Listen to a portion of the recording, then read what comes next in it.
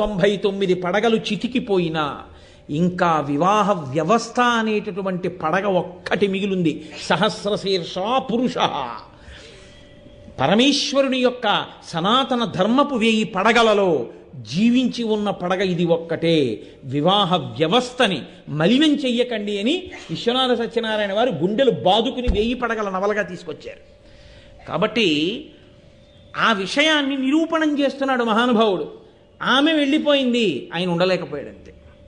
కాబట్టి ఇప్పుడు ఆయన కూడా ఆమెనే వెతుక్కుంటూ బయలుదేరిపోయాడు. బయలుదేరిపోయి భూలోకానికి వచ్చాడు. అంటే వెంకటేశ్వర స్వామి అవతారాన్ని లోకానికి అందించిన తల్లి ఎవరు? సాక్షాత్తు దయాస్వరూపిణి అయిన అమ్మవారే. అమ్మవారే అసలు ముందు కదిలి రాకపోతే, దయ కదలకపోతే అసలు వెంకటేశ్వర అవతారము వచ్చే అవకాశమే లేదు. అది అమ్మగా ముందు ఆవిడ